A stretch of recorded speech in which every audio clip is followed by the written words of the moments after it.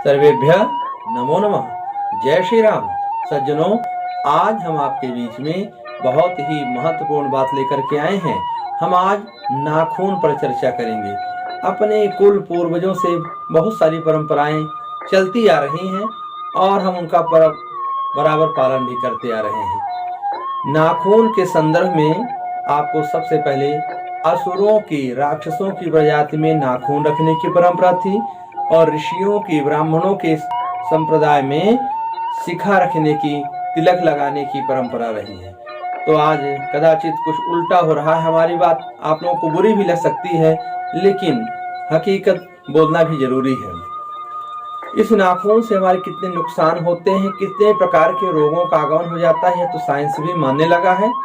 सबसे पहले हम बात करते हैं कि नाखून किस दिन को काटें और उससे हमें किन किन बातों से लाभ मिलता है। तो रविवार के दिन नाखून काटने का सर्वश्रेष्ठ दिन होता है, क्योंकि सूर्य की जो तरंगे होती हैं वो किरणें होती हैं। तरंगे शरीर का पोषण करती हैं, किरणें शरीर का शोषण करती हैं। किरणें नुकसान पहुंचाती हैं, तरंगे शरीर को पोषित करती हैं, लाभ देती हैं। उन तरंगों का प्रवेश द्वार ही नाखून है, क्योंकि दैत्य राक्षसी देवताओं की विरोधी हुआ करते थे, तो सूर्य की तरंगे उनकी आवश्यकता नहीं होती थी, इसलिए वो हमेशा नाखून बढ़ा के रखते थे। एक तरह से देवताओं का विरोध का, प्रदर्शन का प्रतीक होता था नाखून। आज हमारे ये शान का, फैशन का प्रतीक बना हुआ है। हम बहुत सभ्य हो चुके हैं, इसका प्रतीक बन चुका है, उल्टा हो रहा है।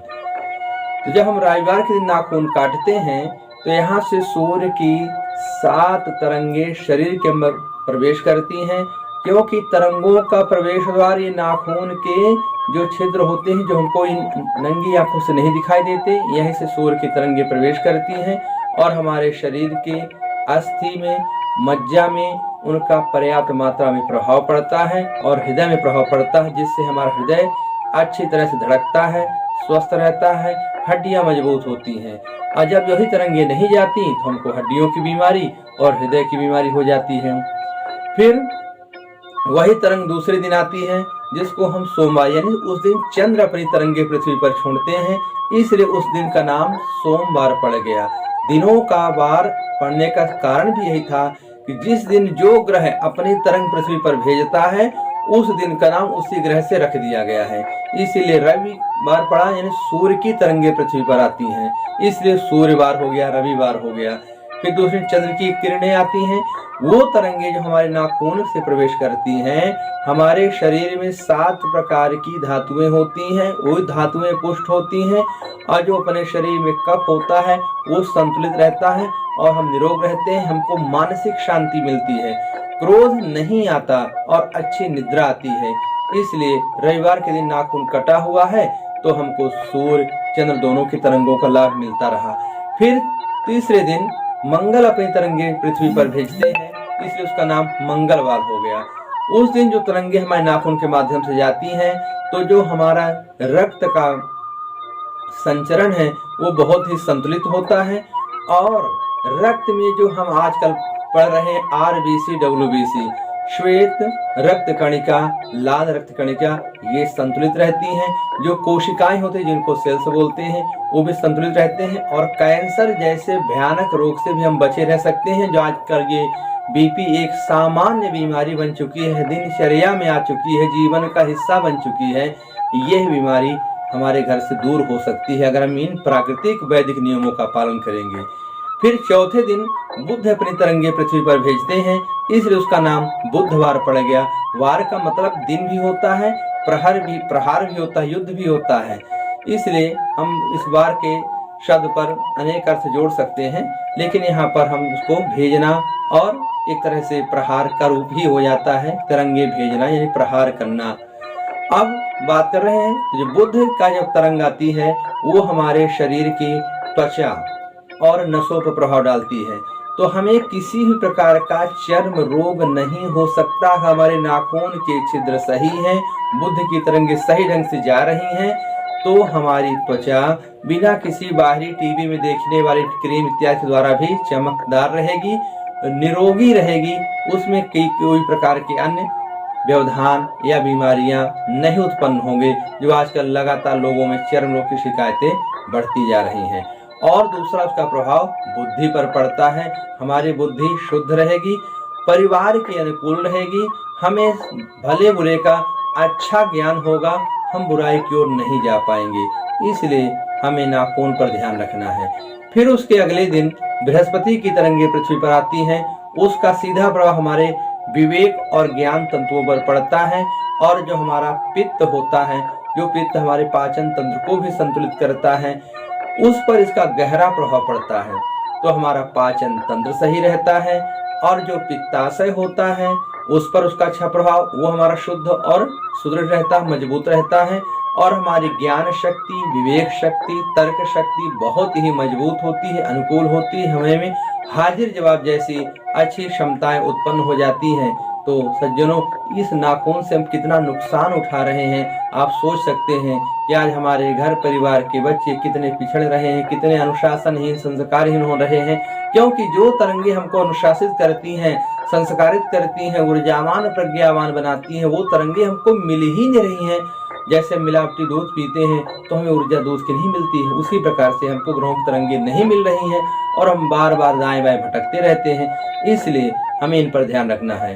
फिर इतने दिनों में इतने ग्रहों की तरंगे आते थे, छिद्र जो नाखून भी बढ़ने लगते हैं और छिद्र भी लगभग 70% बंद हो चुके होते हैं। तो शुक्र की तरंगे पूर्णतः यहाँ से प्रवेश नहीं कर पाती हैं। तो सिर में यहाँ पर 27 छिद्र होते हैं तरंग जाने के लिए। बाकी कितने छिद्र हैं वो एक अलग विषय है, लेकिन यहाँ तरंग के विषय के लिए बात कर रहे हैं। तो जो हम पुरुष लोग शिखा रखते हैं, उस शिखा से शुक्र की तरंगे प्रवेश करती हैं और महिलाओं के सिर में पूरे से प्रवेश करती हैं। इसीलिए शुक्र की तरंगों के कारण ही महिलाओं के बाल शुद्ध माने जाते हैं। इसलिए किसी भी मृतक संस्कार में उनके बाल बनाने की परंपरा अपने हिंदू शास्त्र में नहीं है और पुरुष लोग के बाल बनते हैं क्योंकि उनके बाल अशुद्ध रहते हैं। शुक्र की तरंग के कारण स्त्रियों के बाल शुद्ध हैं और हमारी तरंगे जो हंते में पुरुषों की तरंगे मिलती हैं वो केवल शिखा से जाती हैं। इसीलिए पुरुषों की शिखा शुद्ध होती है, बाकी बाल अशुद्ध होते हैं। मृतक कार्यों में उनको हटाया जाता है। तो शुक्र की तरंगों से जितना शारीरिक सुख मिलता है वह शायद किसी बाहरी पदार्थों से नहीं मिल सकता। इसलिए हमें शुक्र की तरंग प्राप्त करने के लिए अपने नाखूनों को सही रखना है और सिर के बालों को समय समय पर साफ रखना है। फिर आप बात करते हैं शनि की तरंगे। तो जब अगले दिन शनि की तरंगे आती हैं तो उनका जो प्रवेश द्वार होता है वो नाभि होता है। तो नाभि के आप देखेंगे कि आपने कभी टीवी में या अन्य किस चित्र में भी देखें, जो आकृति नाभि की होती है वही आकृति शनि की भी दिखाई गई है, गोलाकार की। वहां से शनि की तरंगे आती हैं। इसका सीधा प्रभाव हमारे विचार शक्ति पर और जो अंदर नसें होती वहां पर पड़ता है। अगर हमारा विचार शुद्ध होता है तो इससे हमारी आयु की वृद्धि हो जाती है। अगर हमारा विचार अशुद्ध होता है तो हमारी आयु की कमी होती है और अनेक प्रकार के अबूझे रोगों के हम शिकार हो जाते हैं। इसलिए अगर आपको निरोगी रहना है तो आप रविवार को नाखून काटेंगे तो आपको बाकी दिनों में ग्रहों की तरंगे मिलती रहेंगी और आपके शरीर के अन्य अन्य भागों पर इसका अच्छा सकारात्मक प्रभाव पड़ेगा। साथ में जो सबसे ज्यादा दुष्प्रभाव शनि का पड़ता है हमारे विचारों के माध्यम से, क्योंकि अगर इन बुध गुरु चंद्र की तरंगे हमको नहीं प्राप्त होंगी तो निसंदेह हमारे विचार अति दूषित होंगे और हम अनेक प्रकार की बीमारियों का शिकार होते रहेंगे, परेशान होते रहेंगे। इसलिए शनि की तरंगों का लाभ लेना है तो हमें अपने विचार शुद्ध रखना है और विचार शुद्ध रखने का एकमात्र तरीका है कि हमारे नाखून रविवार को कटे। तभी हमको सभी ग्रहों की क्रमशः जितनी मात्रा में तरंग मिलनी चाहिए वो मिलती रहेंगी। शरीर, मन, बुद्धि, वाणी हमारा शुद्ध रहेगा, स्वस्थ रहेगा और हम भी प्रसन्न रहेंगे। और ग्रहों की अनुकूलता भी हमारे मन बुद्धि के साथ साथ पूरे शरीर पर पड़ी रहेगी और हमारा समाज एक सभ्य हो जाएगा और हम संतों की परंपरा, पूर्वजों की परंपरा का अनुगमन करते हुए और बहुत ऊंचाई तक जा सकेंगे। कहने का उद्देश्य सिर्फ इतना है कि जो हमारे पूर्वजों की परंपरा, ऋषियों की परंपरा, वेदों की परंपरा रही है हम उसका अनुगमन करें, ना कि पिक्चर इत्यादि देख करके और टीवी की सीरियल देख करके हम उनके तौर तरीके पर ना जिए, क्योंकि उनके तौर तरीके केवल दिखावटी और बनावटी हैं। वो पैसे के लिए वहां पर रंगमंच में आते हैं और वो करके 3 घंटे की पिक्चर बना के चले गए और हमारा 300 वर्ष का जीवन बेकार कर दिए। पूरी पहले की पीढ़ी बिगड़ गई क्योंकि हमने सत्कर्म नहीं किया, और आगे की पीढ़ी बिगड़ जाए क्योंकि हमने उनका अनुकरण नहीं किया। इसलिए हमारा उस 3 घंटे की पिक्चर से 300 वर्ष बेकार हो जाते हैं। इसलिए सज्जनों, विनम्र निवेदन है, अपने संस्कार पर ध्यान दें। अगले वीडियो में आपके लिए कुछ नई बातें लेकर के आएंगे। आपका जीवन मंगलमय हो, आप सदा स्वस्थ और प्रसन्न रहें। जय श्री राम।